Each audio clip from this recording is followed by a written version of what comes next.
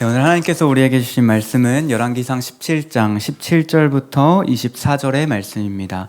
열왕기상 17장 17절부터 24절입니다. 제가 가진 성경책으로 구약성경 545페이지에 있습니다. 네, 열왕기상 17장 17절부터 24절의 말씀을요, 제가 한 절, 여러분이 한 절 교독해서 봉독하도록 하겠습니다. 제가 먼저 읽겠습니다. 2일 후에 그 집 주인 되는 여인의 아들이 병들어 증세가 심히 위중하다가 숨이 끊어진지라.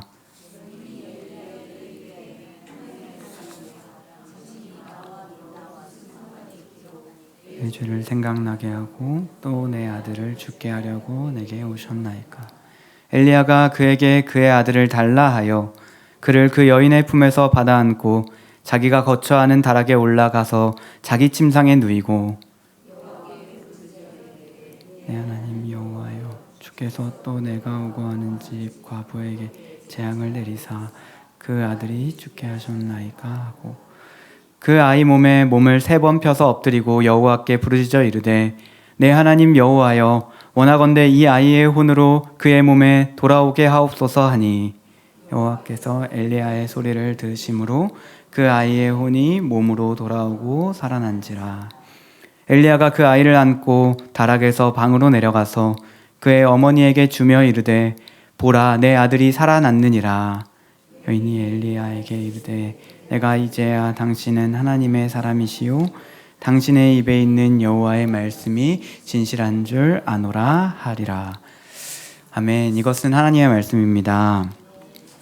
벌써 한 해가 지나고 한 해가 이제 한 달이면은 마무리가 되는 시점이 되어 가고 있습니다.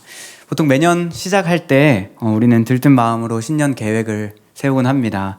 저도 신년에 다양한 계획을 세우면 운동을 하루에 몇 시간씩 하겠다, 살을 몇 킬로 빼겠다, 영어 공부를 하겠다, 이런 다양한 계획을 세우곤 합니다. 그 계획을 제가 잘 지켰을까요? 못 지켰을까요? 네, 저에게 개인적으로 오시면은 알려드리도록 하겠습니다. 다들 잘 알고 계시겠지만 저희가 계획을 세우고 또 여러 가지를 이제 우리의 삶을 낫게 만들려고 하지만 그대로 되지는 않습니다. 하지만 내년이 되고 또 1월이 시작되면 우리는 다시 계획을 세우곤 할 것입니다. 어떤 영역이든지 우리가 우리 자신을 더 나은 사람으로 바꾸고 싶어 하기 때문입니다. 자기 개발을 하고 발전을 하고 높은 곳에 올라가려는 시도, 이런 것들도 사실은 그 근본에는 내가 더 나은 사람이 되고 싶다는 갈망에서 비롯된다고 생각할 수 있을 것 같습니다. 만약에 내가 별로 좋은 사람이 되고 싶지 않다, 나는 더 나아지고 싶지 않다고 생각하고 있다면 그것은 아마 더 나은 존재가 되고 싶어서 여러 가지 시도를 했는데 그 시도가 좌절되거나 또 실패했을 때 우리는 더 나은 사람이 되고 싶지 않아라고 생각할 것입니다.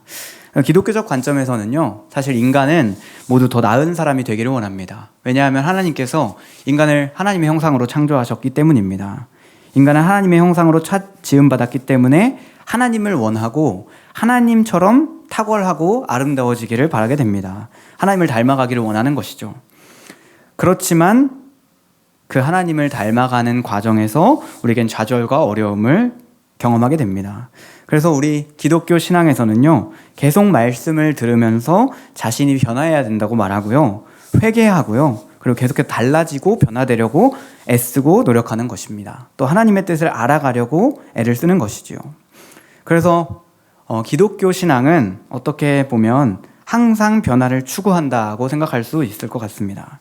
그리고 진짜 신앙을 가졌다면 우리는 변화할 수밖에 없는 것이지요.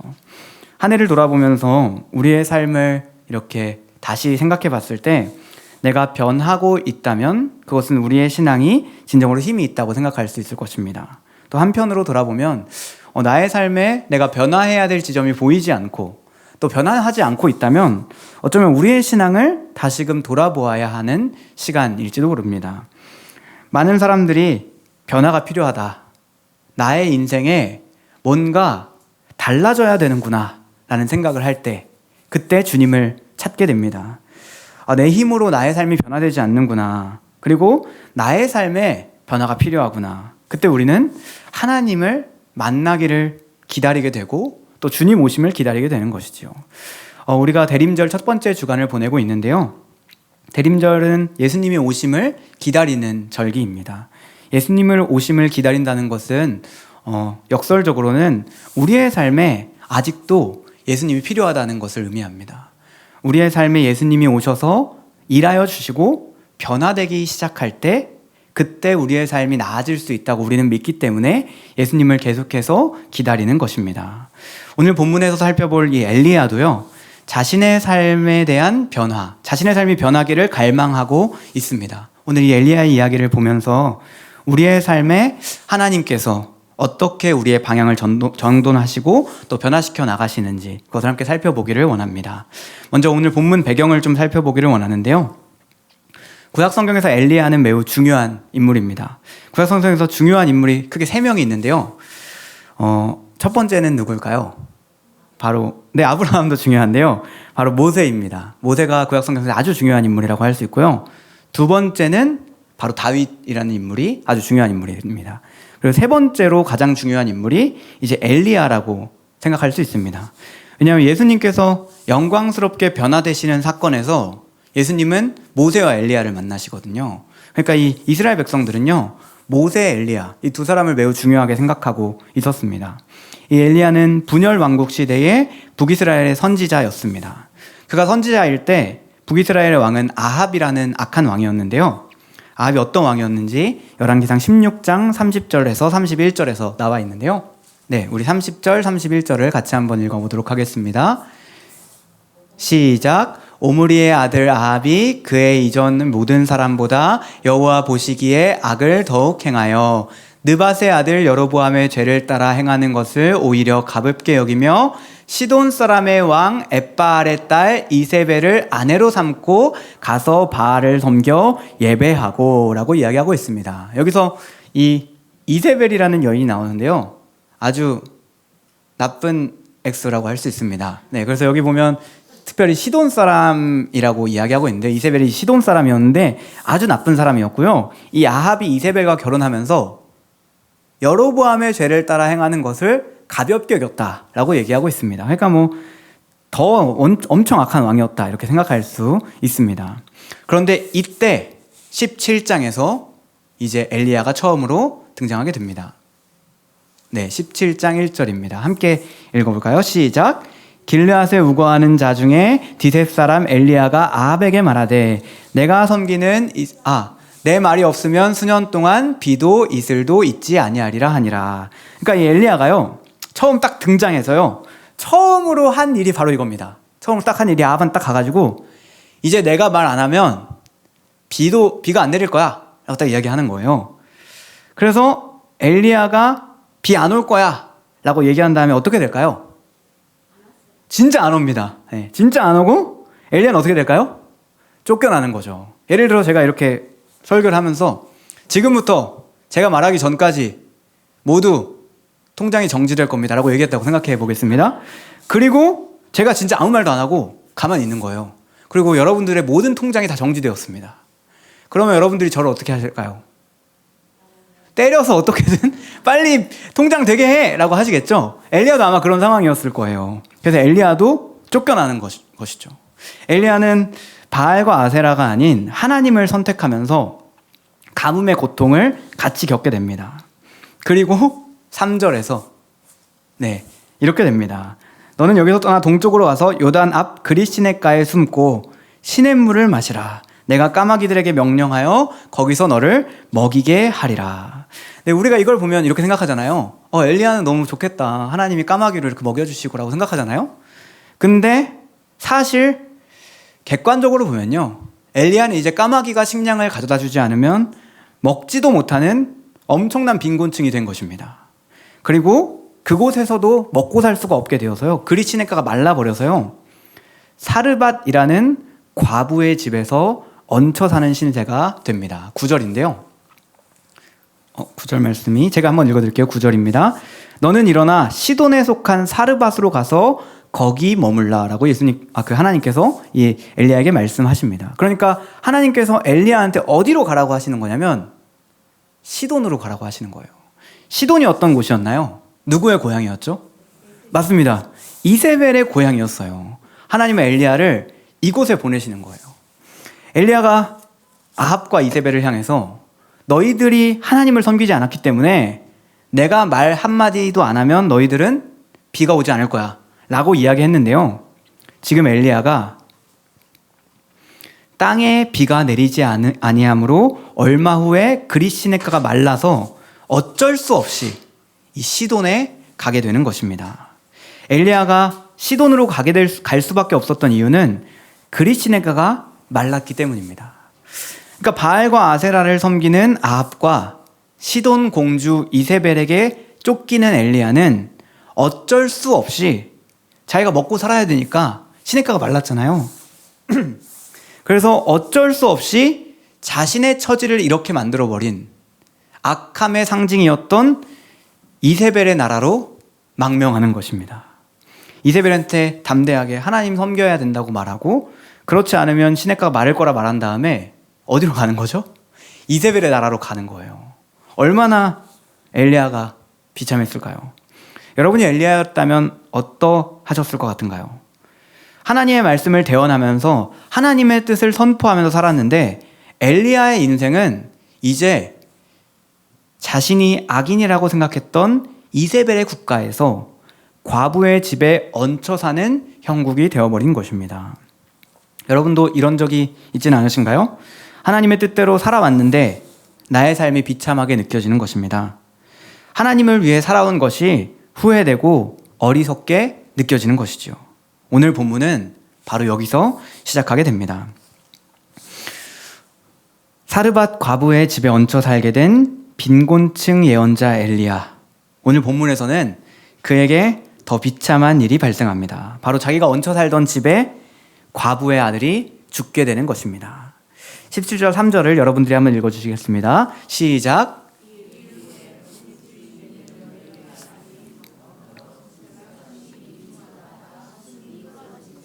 여기서 이제 2일 후에라고 되어 있습니다. 그러니까 여인의 아들이 죽었는데요. 엘리야가 오고 나서 죽은 거예요. 죽었는데 성경은 여기서 2일 후에라고 이야기하는 거예요. 이 2일 후에라는 단어가 이 히브리어로는 아하르 하드바림 하엘레라는 표현인데요. 이게 열왕기상에서 딱 2번 쓰이는 아주 독특한 표현입니다. 21장 1절에서 쓰이는데요. 그곳에서는 이렇게 번역했어요. 이 번역을 보면 더 정확하게 이 뜻을 알 수 있습니다. 21장 1절이에요. 한번 읽어볼까요? 시작. 그 후에 이 일이 있으니라. 그러니까 이 아하드 하드바림 하엘레라는 히브리어는요. 그 후에 이 일이 있었다라고 이야기하는 거예요. 그러니까 오늘 17장 17절에서 엘리야에 대해서 이야기하면서 이렇게 얘기하는 거죠. 엘리야가 사르밧 과부의 집에 온 후에 이 일이 있었다라고 이야기하는 거예요. 엘리야가 사르밧 과부의 집에 온 후에 그곳에서 이 사르밧 과부의 여인의 아들이 죽는 것입니다. 제가 구절 정리해봤는데요. 네, 이건 넘어가도록 하겠습니다. 네, 그래서 사르밧 과부의 여인의 아들이 죽은 다음에 이 일이 발생하니까요.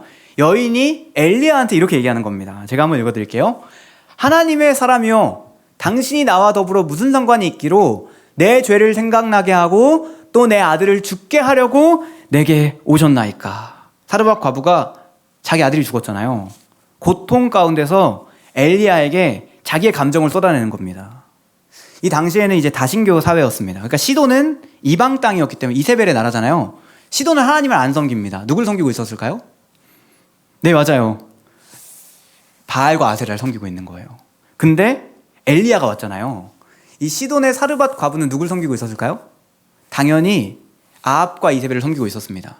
근데 엘리야가 하나님의 선지자인데 이걸 알고 있어요. 이 여인이 하나님의 사람이여라고 하잖아요. 하나님의 선지자인 엘리야를 도와준 거예요. 하나님의 사람인데 내가 섬기는 신이었던 아합과 이세벨 대신에 하나님의 선지자를 도와준 거죠. 그래서 나한테 이런 재앙이 왔구나 라고 지금 사르밧 과부가 생각하고 있는 거예요.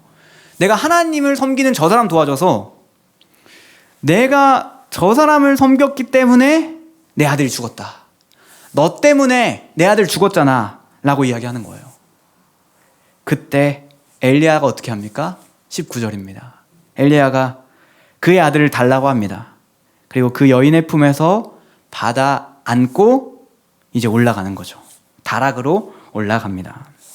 그리고 엘리야가 간절히 그 아들을 위해 기도하자 아들이 살아나는 기적을 사르밧 과부가 선물 받게 되는 것입니다.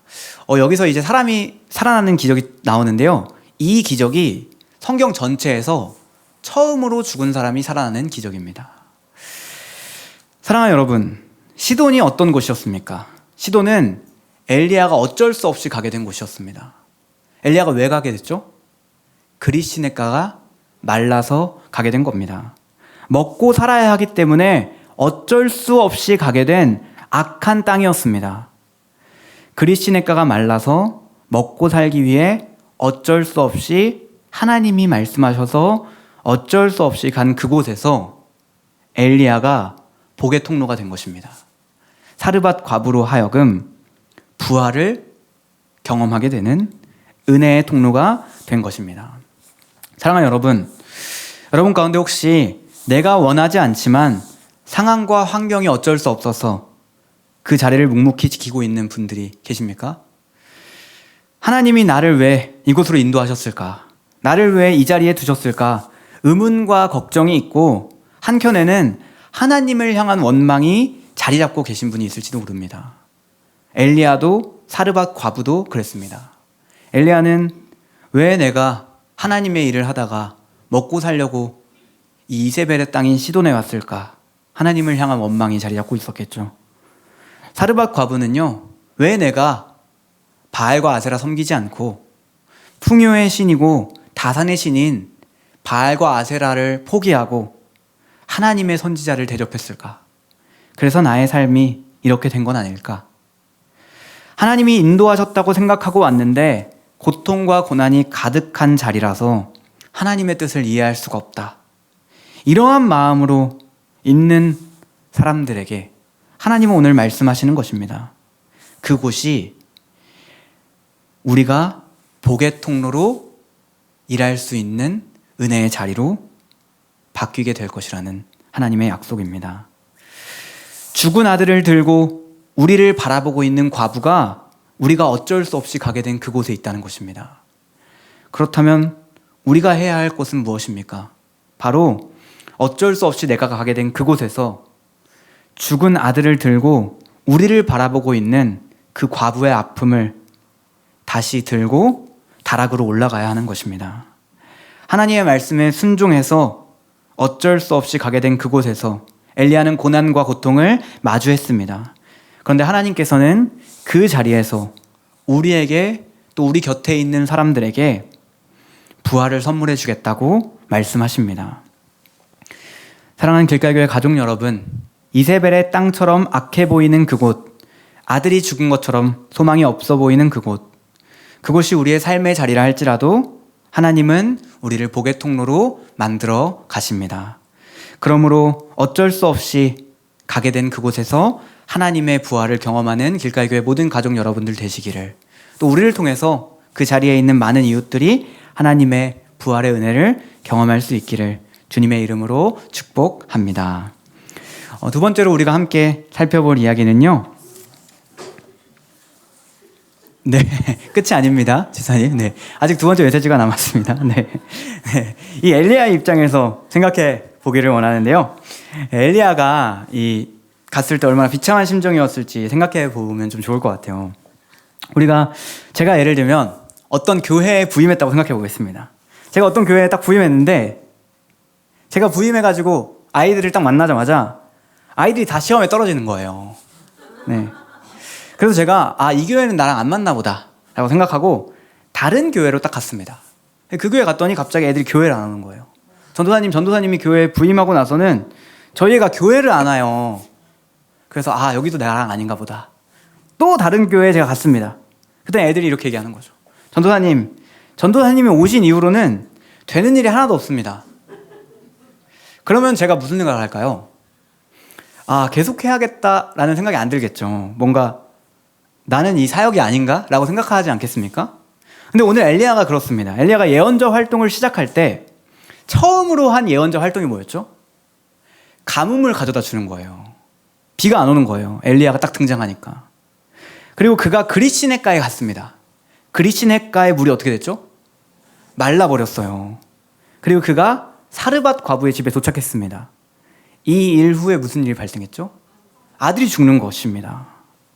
엘리야는요, 자기가 예언자잖아요. 자기가 가는 곳마다 가뭄이 생기고요, 기근이 생기고 죽음이 생기는 거예요. 그래서 엘리야를 향해서 많은 사람들이 이렇게 얘기하는 거죠. 네가 이스라엘을 괴롭게 하고 있다. 너가 가뭄과 죽음을 몰고 다니는 선지자다 라고 이야기했을 거예요. 근데 엘리야는 어떻게 생각하고 있었을까요? 엘리야도 그렇게 생각하고 있었던 것 같아요. 엘리야의 마음이 19절, 20절에 담겨 있는데요. 한번 같이 살펴보겠습니다. 19절, 20절입니다. 제가 한번 읽어드릴게요. 엘리야가 기도하는 거예요.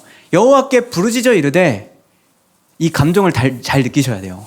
내 하나님 여호와여, 주께서 여기 또라고 하거든요. 또 내가 우거하는 집 과부에게 재앙을 내리셨습니까? 또 이런 일이 발생했습니다 라고 이야기하는 거죠. 내가 우거하는 집 과부에게 재앙을 내리사 그 아들이 죽게 하셨나이까 라고 이야기하는 겁니다. 여러분, 엘리야의 마음이 느껴지시나요? 왜 제가 가는 곳마다 실패와 재앙이 가득합니까? 이렇게 얘기하는 거죠. 엘리야는 자신이 내가 진짜 재앙과 죽음을 몰고 다니는 사람이 아닐까? 라는 고민과 고뇌에 휩싸이는 겁니다. 의심이 생기는 거죠. 내가 과연 하나님의 사람이 맞을까? 제가 엘리야였으면은 하나님 없나 보다. 바알과 아세라가 나에게 벌을 내리는 것 같아 라고 생각했을 것 같아요. 그리고 바로 바알과 아세라로 노선을 변경했을 것 같거든요. 엘리야는요, 근데 다락방으로 올라갑니다. 다락방으로 올라가서 기도하기 시작하는 거예요. 21절입니다. 3번 기도하는 거예요. 간절히 기도하는 거예요. 여호와께 부르짖어 이르되, 내 하나님 여호와여, 원하건대 이 아이의 혼으로 그의 몸에 돌아오게 하옵소서 하니. 그리고 하나님의 엘리야의 기도를 들으십니다. 여러분, 근데요, 이 사건을 통해서 엘리야는 어떤 경험을 하게 되었을까요? 엘리야는 자신 안에 있는 의심을 극복하게 되는 것입니다. 내가 재앙을 몰고 다니는 사내가 아니다. 나는 하나님의 예언자다. 그것을 확신하게 되는 것입니다. 그래서 이 다음 장에서요, 이 엘리야가 아합을 만납니다. 아합이 엘리야가 이렇게 얘기해요. 이스라엘을 괴롭게 하는 자여 너냐? 라고 이렇게 얘기하거든요. 엘리야가 뭐라고 얘기하는지 아십니까? 엘리야가 이렇게 얘기해요. 아합에게. 내가 이스라엘을 괴롭게 하는 것이 아니라 당신과 이세벨이 하나님의 뜻을 따르지 않기 때문에 이스라엘이 괴로워진 것입니다. 라고 담대하게 선포하는 거죠. 사랑하는 여러분, 엘리야가 고민과 의심의 시간을 통해서 얻은 것은 내가 하나님의 예언자라는 정체성이었습니다. 엘리야의 의심의 시간은 엘리야의 존재를 확인하는 과정이었습니다. 그래서 여러분, 기독교 신앙은요, 사실 의심 없음이 아닙니다. 의심이 없음이 아니라 의심과의 싸움입니다. 우리가 신앙을 가지는 것은 의심과의 싸움을 시작하는 거예요. 세례 요한도 예수님이 처음 오셨을 때 오실 분이 당신입니까? 라고 물었습니다. 세례 요한이라는 대단한 사람도 신앙이 흔들린 것입니다. 그러므로 우리 안에 있는 의심을 직면해야 됩니다. 우리가 삶을 살아가다 보면 이해되지 않는 일들이 많이 발생합니다. 그리고 그때마다 우리는 의심을 하게 됩니다. 그래서 우리가 그 의심을 가지고 있다면 우리는 이제 진짜 신앙을 시작할 준비가 된 것입니다. 의심과의 싸움을 시작해야 하는 것입니다. 의심과의 싸움이 무엇일까요? 의심과의 싸움은 의심을 가지고 하나님 앞에 나아가는 것입니다. 그리고 하나님의 말씀에 순종하는 도전을 해보는 것이죠. 의심을 하나님 앞에 가져가는 시간을 통해서 하나님의 말씀에 순종하는 도전을 통해서 우리는 하나님이 진짜인지 하나님의 말씀이 진짜인지 확인하는 것입니다. 사랑하는 길가의교회 가족 여러분, 혹시 여러분 가운데 엘리야와 같이 반복되는 실패와 절망으로 한 해를 돌아보면 내가 하나님의 자녀가 맞을까? 나의 정체성과 또 하나님의 사랑이 의심되고 염려되는 분이 계십니까? 여러분의 다락으로 올라가십시오. 다락에서 여러분의 의심을 하나님 앞에 내려놓으십시오. 엘리야가 다락에서 죽은 과부의 자녀를 살려달라고 하나님께 간절하게 기도했던 것처럼 믿음의 도전을 시작해야 하는 것입니다. 어떤 이들은요, 삶에 문제가 발생했을 때 의심이 생기는데요. 의심을 애써 부인하면서 무조건 믿어야 한다고 생각합니다. 맹목적인 신앙을 가지는 거죠. 또 어떤 이들은요, 의심합니다. 그렇지만 의심하지만 하나님께 나아가는 도전을 하지는 않습니다. 하나님의 말씀에 순종하는 도전을 하진 않아요. 세상엔 두 부류의 사람이 있는 거죠. 의심이 들지만 의심을 부인하며 맹목적으로 믿는 사람들과 의심이 든다고 한두 번 순종하다가 에이 아니네 하고 신앙을 버려버리는 사람들입니다. 그런데 주님께서는 오늘 우리에게 의심을 들고 나에게 나아오라고 말씀하십니다. 많은 신앙인들이요, 계속해서 의심과 싸우며 하나님을 알아갔습니다. 이스라엘 백성들은 40년 동안 광야에서 지내면서 하나님의 백성임을 확인했습니다. 예수님은 40일간 광야에 계시며 자신이 십자가에 달려야 하는 소명을 가지고 있음을 확인하셨습니다. 그러므로 의심을 직면하고 의심과 싸우고 실험하며 하나님께 나아가는 사람, 그 사람이 진정으로 하나님을 알게 되는 것입니다. 24절을 읽고 우리 마무리하면 좋겠는데요. 여러분들이 한번 24절을 읽어주시겠습니다. 시작.